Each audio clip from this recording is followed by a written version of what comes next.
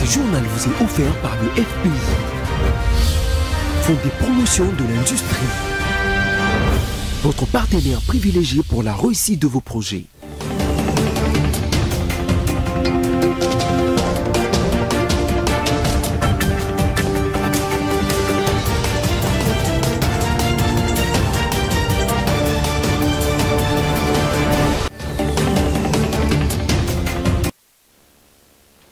Bonsoir à tous, ravi de vous retrouver pour cette nouvelle édition de votre journal. On commence tout de suite par les titres.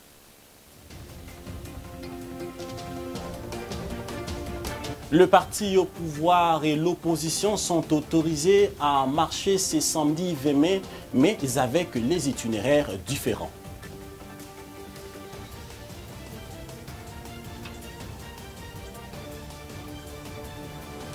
Présentation de résultats du projet ESPER au gouverneur du Nord Kivu lors d'une réunion de restructuration de la mission de suivi intra-provincial pilotée par les experts.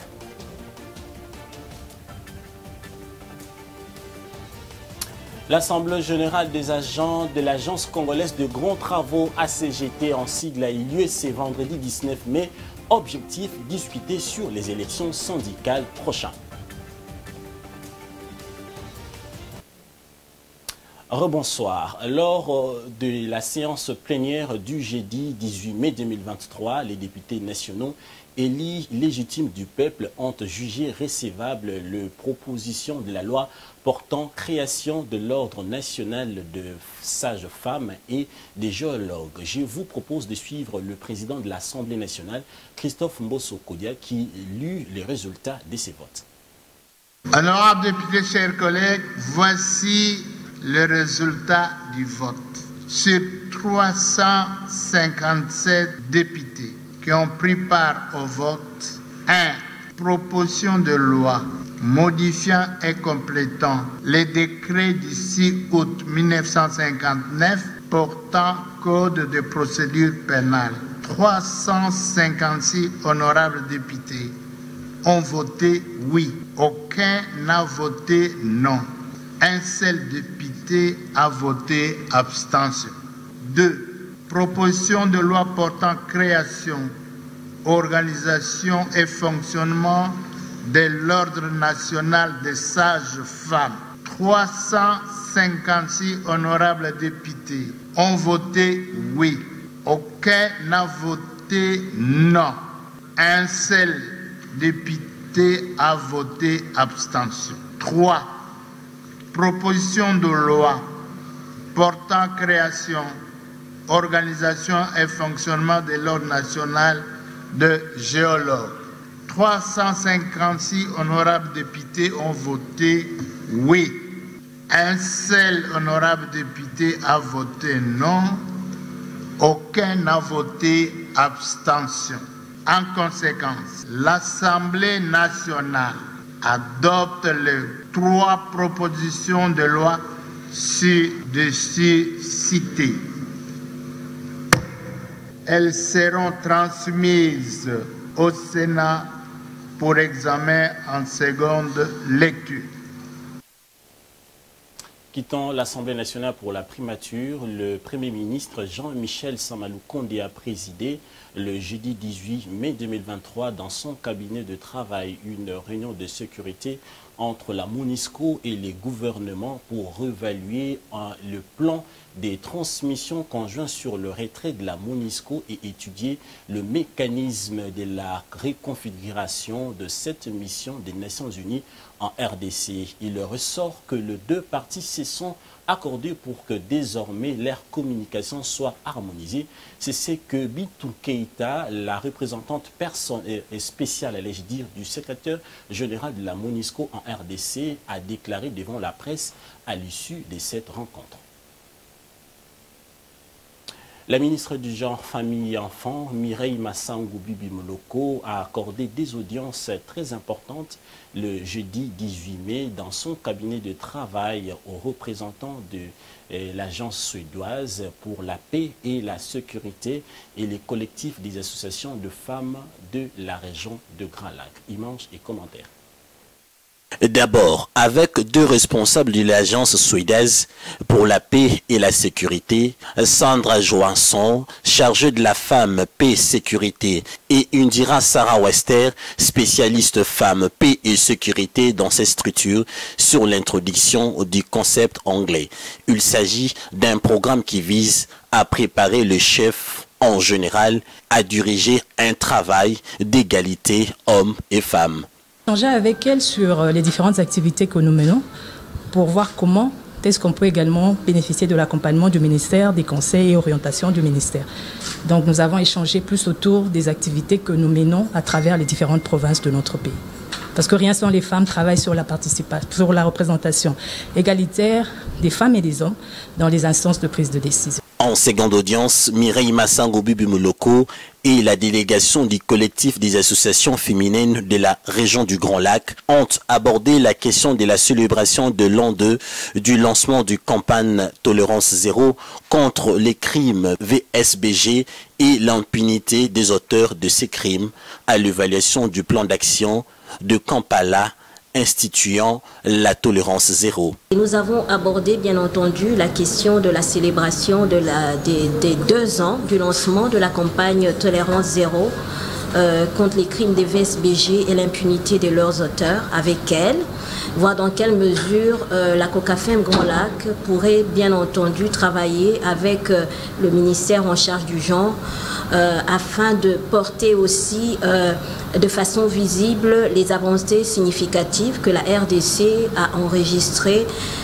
après ou bien suite au lancement de cette campagne en RDC. Dans toutes les audiences, Mireille Massango Bibi Moloko a suivi avec une attention soutenue toutes les matières qui touchent la femme, la jeune fille, le genre et la famille, à l'instar de la vision effectuée au site de déplacer des Kwamontes vivant à Kinkole dans la commune de Lansele où elle a fait de dons près de 700 familles en difficulté.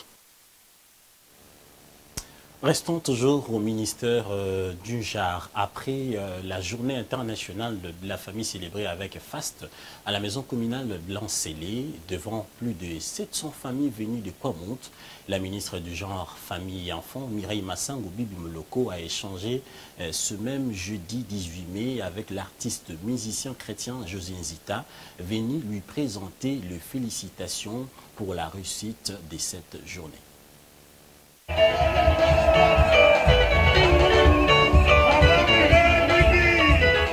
48 heures après sa prestation à la cérémonie de la journée internationale de la famille célébrée avec faste à la maison communale de Lansele, devant plus de 700 familles venues de Kwamonte, l'artiste musicien chrétien José Nzita est venu présenter ses félicitations à la patronne du genre, Mireille Massango Bibi Moloko, jeudi 18 mai, dans son cabinet du travail. Pour José Nzita, c'était vraiment une surprise pour toutes les familles de la République démocratique du Congo d'entendre qu'il y avait une journée de fête de famille qui existe depuis longtemps, mais qu'elles n'ont jamais fêté. C'était vraiment une surprise pour toute la famille, toutes les familles de Kinshasa. Or, cette journée existait déjà depuis longtemps et nous, on n'a jamais fêté ça ici à Kinshasa. Je l'appelle maman révélatrice. Et vraiment, en tout cas, c'était très bien. Tous, on était là. Les gens commentaient, disaient si ça va continuer comme ça, chaque les 15, et ça nous fera du bien. Parce que nous, on savait qu'on fête les fêtes là connues. Mais il y avait encore un 15, voilà. Donc ça nous a vraiment motivés. Satisfait de la réussite de cette journée, l'artiste José Nzita invite les familles congolaises à se joindre à la vision de la ministre du genre et implorer la main de Dieu pour lui garantir de grandes bénédictions. À chaque fois qu'il y a un événement comme ça, qu'il ne manque pas qu'il vienne. Parce que nous, on était là, on a vu et ce qui s'était passé. Et je crois que la bénédiction de Dieu aussi était là, parce que Dieu aime la famille. Dieu, c'est un Dieu de famille. Et quand on appelle les gens pour la famille, le Seigneur est là. Et je crois que maman a un cœur, le cœur de maman des familles. Donc je crois que nous serons tous ensemble avec lui et nous avons promis de les soutenir jusqu'à la fin de son mandat. L'occasion a été donnée à José Ndita de jeter de fleurs à Mireille Massangoubi Bimoloko pour les niveaux d'imagination et de ses initiatives en faveur non seulement de la femme et de la jeune fille congolaise, mais aussi de toutes les familles. Dans le cadre de ces itinérances surprises, le ministre de l'Enseignement primaire, secondaire et technique, le professeur Tony Mwabakazadi, a visité le jeudi 18 mai les nouveaux bâtiments qui sont en construction à la radio-télévision de l'éducation RTD en cycle. Par la même occasion, il a aussi visité les nouveaux locaux construits à la direction de gestion de communication de l'EPST, tous des services spécialisés dans la communication de l'EPST. Suivez. Tout ce qu'on peut faire, c'est qu'à partir de cette bonne volonté qui est affichée, c'est faire aussi notre travail, et nous allons le faire, voir dans quelle mesure on peut davantage encourager ces initiatives et appuyer encore davantage ces deux structures en termes de fonds, parce qu'ils sont capables d'en faire bon usage et répondre à ces devoirs-là de redevabilité comme nous venons de les constater là. Vous savez, il ne faut pas toujours exposer les gens. Si vous voulez que je dise qu'ils ont mon appui, ils ont mes encouragements, ils ont mon soutien, c'est ouvrir aussi la chasse à l'homme pour rien. Donc je considère que ce sont des agents de l'État qui font leur travail, mais en tant que supérieur hiérarchique, je me limite à constater le travail qui est fait par des gens compétents, animés de bonne volonté, et ils ont montré qu'on a affaire à des vrais patriotes et des gens qui aiment leur pays. Et on sait les savoir par les œuvres que nous venons de constater et d'admirer. La santé, c'est la vie. Une équipe des élus nationaux et sénateurs de la province de la Tchouapa, conduite par les sénateurs Jack Njoli, a remis le jeudi 18 mai au patron de la santé publique, hygiène et prévention de la République démocratique du Congo, le docteur Rougin Kamba, dans son cabinet de travail, un mémorandum reprenant les difficultés sanitaires que connaît cette province suite à son enclavement. Écoutez les sénateurs Jack Njoli au sortir de cette audience. Son Excellence, Monsieur le ministre de la Santé, nous a fait l'honneur de nous recevoir, une délégation des élus de la Tchouapa, composée de 2 sénateurs qui représentent les sénateurs de la Tchouapa et 2 députés nationaux qui représentent ceux de l'Assemblée nationale. Nous sommes venus présenter nos civilités au ministre, qui est un partenaire important et avec qui il faut avoir toujours de relations. Nous avons saisi l'opportunité pour faire le point sur la situation sanitaire de la Tchouapa. Vous savez que la Tchouapa est une zone très enclavée, forestière, et il y a énormément de problèmes spécifiques. Il faut savoir que par exemple, Ebola a eu à frapper d'abord dans la Tchouapa. Il y a des situations de monkeypox et d'autres épidémies et pandémies. Et il est important que nous ayons toujours des rencontres avec le ministre pour faire le point. Nous avons saisi cette opportunité pour insister sur la mise en place d'une cartographie des centres de santé rationnels pour que la population puisse bénéficier de la santé. Je l'ai dit au sommaire, les jeunes de partis politiques de l'Union sacrée pour la nation et l'opposition sont autorisés à marcher les samedis 20 mai dans la ville de Kinshasa. Cette décision a été prise par l'autorité urbaine lors d'une réunion finale tenue ce vendredi 19 mai à l'Hôtel des Villes, dont les secrétaires généraux de l'ECD-LGD, Ensemble pour le changement et celui de l'envol ont pris part. Le ministre provincial de l'Intérieur donne les comptes rendus. L'autorité urbaine, fort des principes démocratiques, a informé les différents secrétaires généraux présents de l'organisation ce samedi 20 mai de plusieurs autres organisations politiques, parmi lesquelles l'Alliance des Congolais progressistes qui tiendra un meeting au terrain municipal de Massina, mais également de l'initiative prise par la Ligue des jeunes de l'UDPS en collaboration avec les autres ligues de jeunes des partis de l'Union sacrée. À ce propos, comme je le disais, fort des principes démocratiques, l'autorité urbaine, tenant compte de certains paramètres sécuritaires et pour éviter naturellement des affrontements dans la ville de Kinshasa, a décidé d'autoriser la marche de l'opposition sur un itinéraire qui serait compris entre le rond-point Sakombi, l'avenue Kassavubu, la place Victoire pour chuter à la place Imka. Et la Ligue de jeunes de l'UDPS partira du rond-point Ngaba pour chuter à la place, devant la place Saint-Raphaël, de l'église Saint-Raphaël. Il s'y est de rappeler que l'autorité urbaine a tenu compte des itinéraires qui ont été librement choisis à travers les courriers des différentes formations politiques et que donc, pour pouvoir préserver la paix et l'ordre public dans la capitale, il a donc dû séparer, en tenant compte, comme je l'ai dit, des itinéraires qui ont été donnés initialement par chacune des formations. Parlons sécurité à présent, récemment nommé par le président kenyan Ruto, à la suite de la démission volontaire du général Jeff Nyanda, les nouveaux commandants de forces régionales de la communauté de l'Afrique de l'Est, le général de division Asfastar Mouturi, a officiellement pris ses fonctions le jeudi 18 mai 2023 à Goma, au Nord Kivu, dans l'Est de la République démocratique du Congo. Roger Matadi pour plus de détails.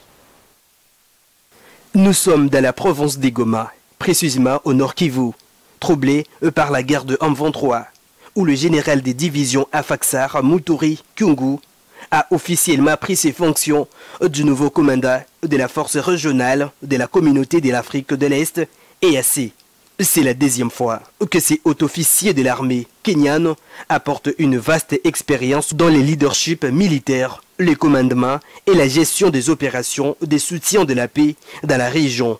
Entre 2003 et 2004, il a été envoyé en tant qu'officier du désarmement, de la démobilisation, de la réintégration et du rapatriement avec l'Organisation des Nations Unies dans l'Est de la République démocratique du Congo, et aussi officier des liaisons pour la défense et la mission permanente du Kenya auprès de l'Organisation des Nations Unies à New York.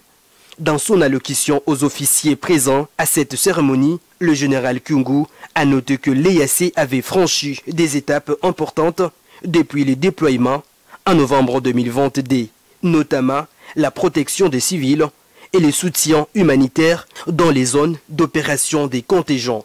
Il s'y de noter que le général Jeff Nyanga avait démissionné à ses postes en début mai 2023. Dans une lettre de démission, moins approuvée par l'EAC, Nyanga avait dénoncé les menaces sur sa sécurité, des intimidations et pressions politiques de la part des contractants militaires ainsi que les campagnes médiatiques négatives. Corrigez avec moi, c'est le général Jeff Nyanga au lieu de Jeff Nyanda. Les consultives VNG internationales et cordantes ont présenté au gouverneur militaire le résultat du projet ESPER lors d'une réunion de restructuration de la mission suivie interprovinciale pilotée par les experts du gouvernement provincial de l'Ituri.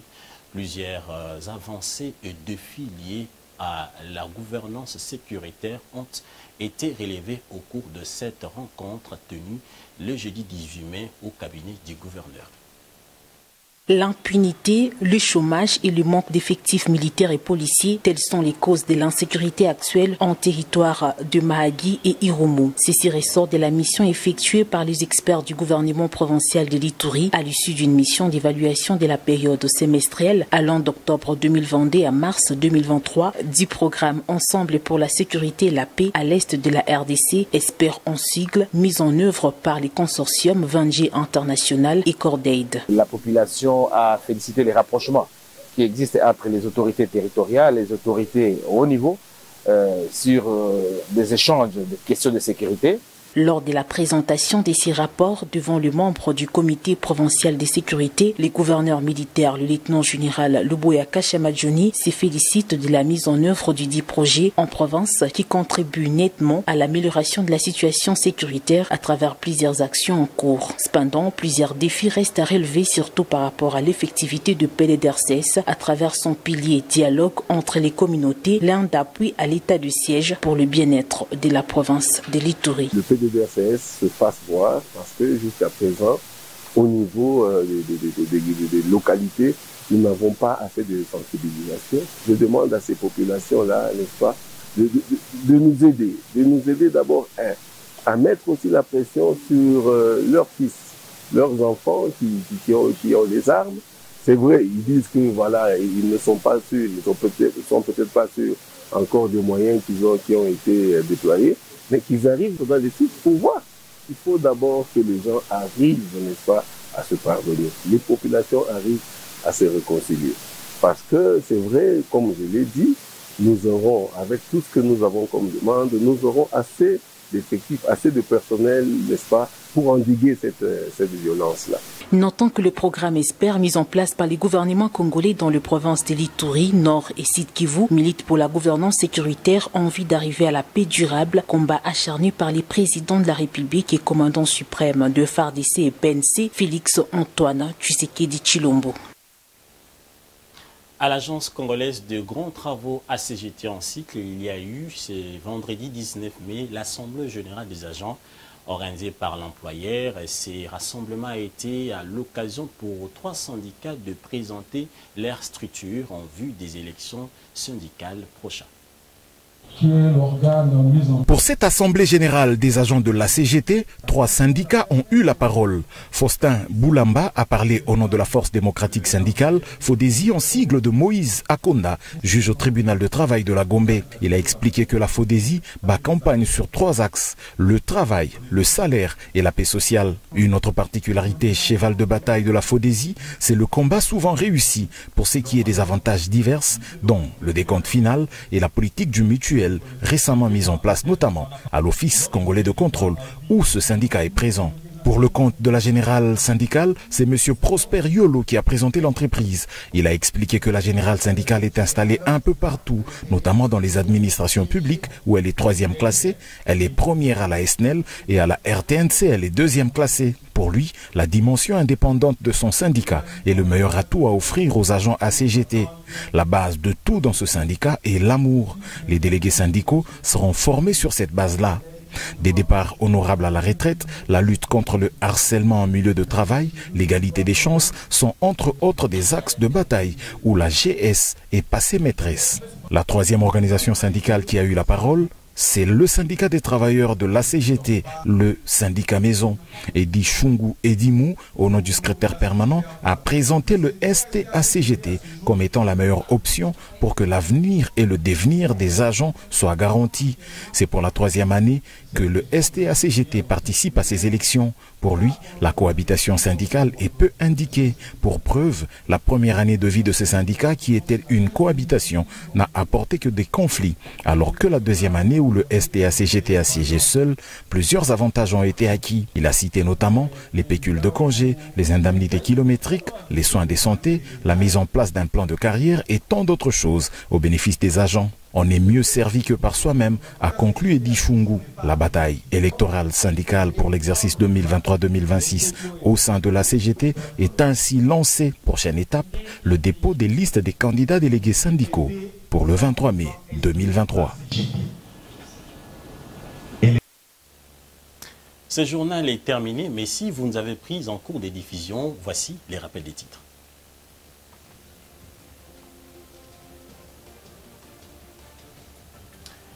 Les partis au pouvoir et l'opposition sont autorisés à marcher ce samedi 20 mai, mais avec les itinéraires différents.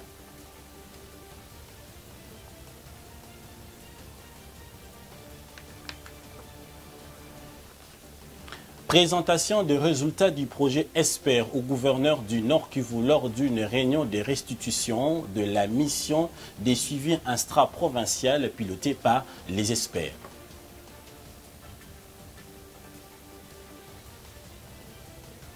L'Assemblée générale des agents de l'Agence congolaise des grands travaux ACGT en sigle a eu lieu ce vendredi 19 mai. Objectif, discuter sur les élections syndicales prochaines.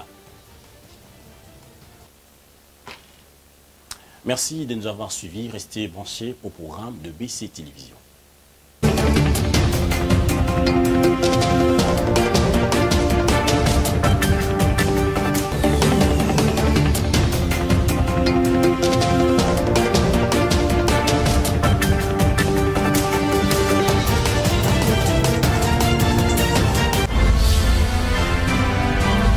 Ce journal vous a été offert par le FPI, Fonds des promotions de l'industrie, votre partenaire privilégié pour la réussite de vos projets.